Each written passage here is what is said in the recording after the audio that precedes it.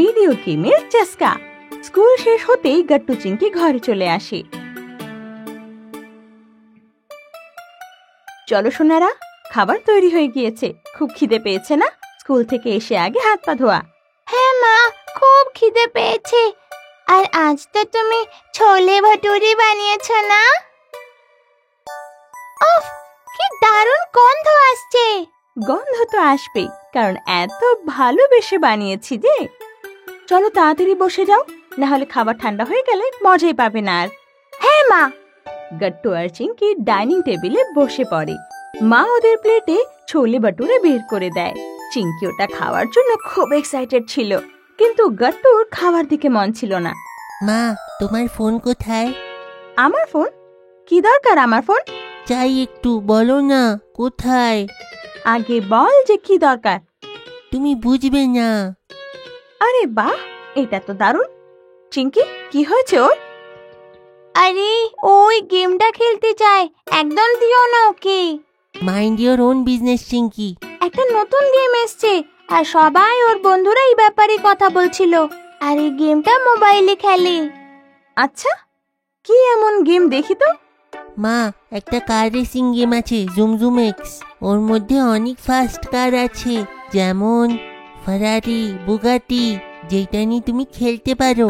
আমার সব বন্ধু ওই গেমটাই খেলছে মা, আমারও খেলার আছে। খাওয়ার পরে একটু খেলতে পারবো না প্লিজ মা, প্লিজ? আচ্ছা আচ্ছা, খেলিস তুই, এখন খাবারটা তো খা। থ্যাংক ইউ মা, তুমি খুব ভালো। মা, ওর কথা শোনো না, না হলে ও ফোনের সাথে চিপকে যাবে, তারপর আর কারোর কথা শুনবে না। মা চিংকিকে বাচ্চা ভেবে ওর উপর হাসতে লাগে। গট্টু খাবার পর মায়ের কাছ থেকে ফোন নিয়ে নেয়। দেখ গট্টু, এখন 2টো বাজে, আমি কিন্তু 3টের সময় ফোন নিয়ে নেব, বুঝেছিস? হ্যাঁ মা, নিশ্চিন্ত থাকো, আমি দিয়ে দেব।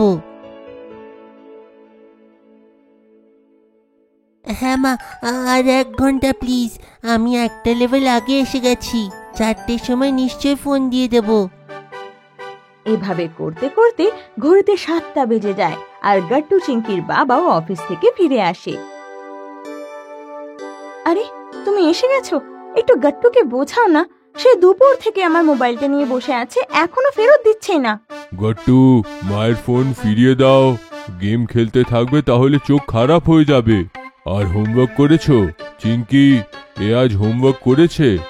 না বাবা, ঘরে আসতেই মোবাইলে গেম শুরু। গট্টু, ফোন আমায় দাও, যাও হোমওয়ার্ক করো। আজ থেকে তুমি ফোন পাবে না। শোনো, এতে পাসওয়ার্ড লাগিয়ে দাও। এখানে গট্টু আর রাগ করতে পারবে না। সন্ধেবেলায় গট্টু চিংকি হোমওয়ার্ক করতে বসে, কিন্তু গট্টুর মাথায় সেই গেমের খেলায় ঘুরতে থাকে।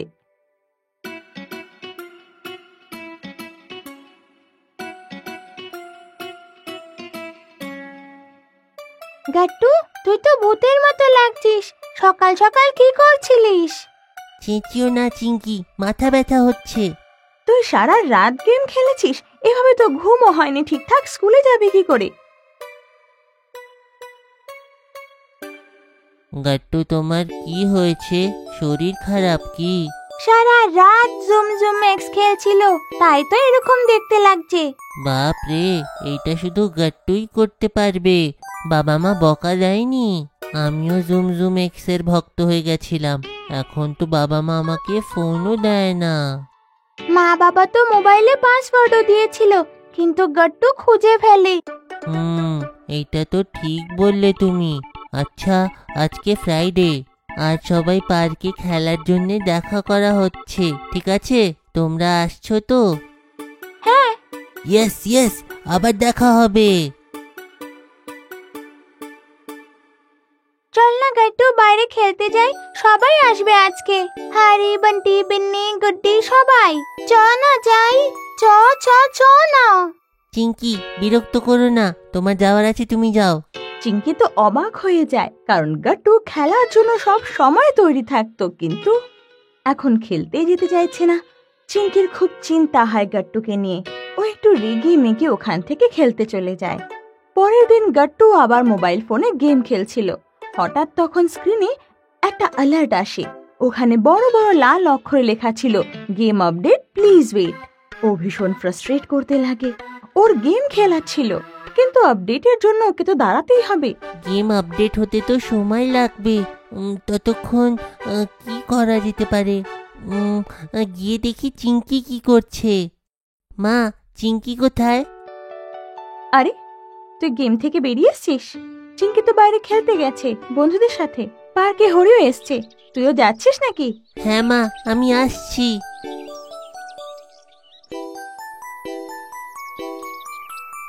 আরে গাট্টু, তুই এসে গেলি? আমি ভেবেছিলাম তুমি গেমের পরে আমাদের ভুলে গেছো। আমার তো মনে হয়েছিল জুমজুম এক্স আমাদের জায়গা নিয়ে নিয়েছে। হ্যাঁ, আমিও। চ না আমরা ছোঁয়াছুঁয়ি খেলি। তুই নতুন এসছিস না, তাই তুই আমাদের ধরবি। চ, এখন পালা। গাট্টু সবার পেছনে দৌড়ানোর চেষ্টা করতে লাগে, কিন্তু দৌড়ানোর জন্য ওর একদম শক্তি ছিল না। ওর খুব দুর্বল লাগছিল, ওর যেন মাথা ঘোরাচ্ছিল। অনেক দিন পর খেলাধুলার জন্য ওর চোখ যেন রোদও সহ্য করতে পারছিল না, আর খুব ঘামও হতে লাগে ওর। জোরে জোরে হাঁপাতেও লাগে। দুর্বল লাগার জন্য গাট্টু মাটিতে পড়ে যায়। সব বন্ধুরা ওকে দেখে ভয় পেয়ে যায় আর দৌড়ে দৌড়ে ওর কাছে যায়। তখন গাট্টু কাঁদতে লাগে। গাট্টু, কি হলো? তুই ঠিক আছিস তো? না চিঙ্কি, আমার ক্লান্ত লাগছে। এমন মনে হচ্ছে যেন আমি আর কখনো খেলতে পারবো না। আমার কি হচ্ছে চিঙ্কি? ওফো গাট্টু, এটা তো হতোই।